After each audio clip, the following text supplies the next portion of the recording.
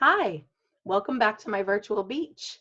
I'm Amber Soto, and this is today's episode of your Math Resource Showcase. But I wanted to do things a little bit differently today.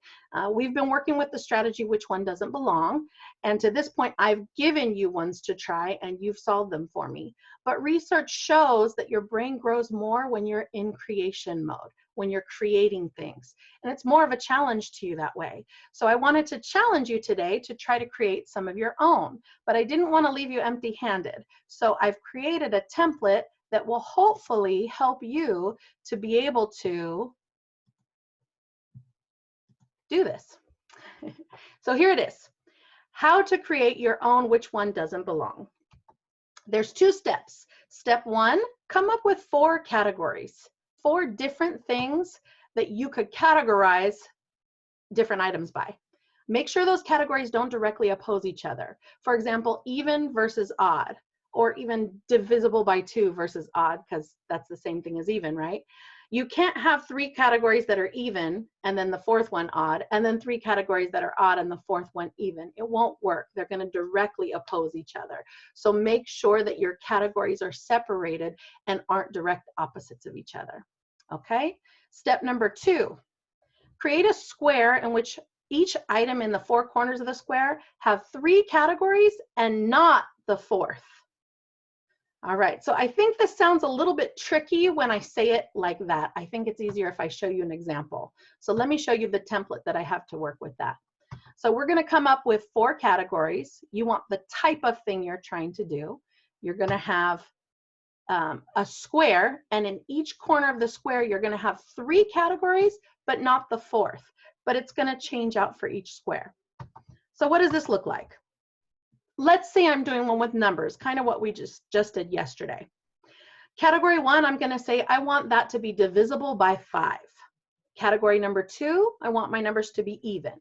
In category 3, I want when you add the 2 digits together, you get 7. And for category number 4, I want these to be red. Okay? Now let's look at what it looks like in the square. So in the first corner, the top left, I want categories 1, 2, and 3, but not 4. So I want it to be divisible by 5, I want it to be even, and I want when you add the digits together to get the number 7. So you have to really think about what is a number that has those 3 categories. Now this will take some time, it's definitely challenging. I thought of it in advance so I could go quickly through and show you some examples. So I came up with the number 70. It's divisible by 5, it's even. When I add the 2 digits together, I get 7, but it is not red. Okay, so let's think of the next one. It's 2, 3, and 4, but not 1.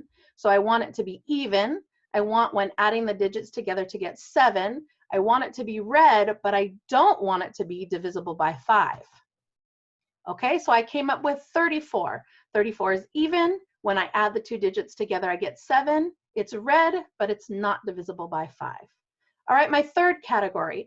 I want 3, 4, and 1, but not 2. So I want the adding the digits together to give 7. I want it to be red. I want it to be divisible by 5, but I don't want it to be even. So I chose 25. 25 is, if you add the digits together, it does give you 7. It is red. It is divisible by 5, but it is not even. And the last corner, the bottom right, I wanted categories 4, 1, and 2, but not 3. So I want it to be red. I want it to be divisible by 5. I want it to be even, but I don't want when adding the digits together to give 7. So I came up with the number 10. 10 is red. 10 is divisible by 5, 10 is even, but when I add the digits of 1 and 0, I get 1 and not 7. So that's a really good example for numbers. I also wanted to encourage you, if you have household items that you could kind of create your own, you can always do it through pictures, which is what I did next. So my next category was household items. My 4 categories were, category 1, I wanted the color to be orange. Category number 2, I wanted the size to be small. Category number 3, I wanted it to be edible, so something you could eat. And category number 4, I wanted the shape to be circular, or at least circular-ish. Okay, so let's see what I came up with. Here's my grid. So for 1, 2, and 3, but not 4, I wanted orange. I want it to be small. I want it to be edible, something I can eat, but I don't want it to be circular in shape. And I came up with a carrot. A carrot is orange. It's relatively small. I can eat it, but it's not circular. The next one to the top right, I want 2, 3, and 4, but not 1. I want it to be small. I want it to be edible, something I can eat. I want it to be circular-ish, and I don't want it to be orange. So I thought of an egg. An egg is small, relatively. It is edible. You can eat it. It is circular-ish, and it's not orange. All right, my bottom left, I want it to be edible. Shape is circular-ish. I keep saying ish because it doesn't have to be perfect. Color is orange, but I do not want this one to be small. So I thought of a giant pumpkin. You can see in there the picture of the guy to show you the size. You can eat a pumpkin. It is circular-ish. It is orange, but it is not small. All right, and my last one, I wanted 4, 1, and 2, but not 3. So I want it to be circular-ish. I want it to be orange. I want it to be small, but I don't want to be able to eat it. And I thought of a ping pong ball. The ping pong balls are fairly small in size. You cannot eat them. It's circular-ish and it is orange. All right, so I hope that gives you an idea of how to do things. Like I said, I did pictures because it made it easier, but if you find stuff around your house that you could put together in a grid and take a picture of it, that would be fantastic. I think it'd be really cool to see what you could come up with in walking around the house and seeing what's there.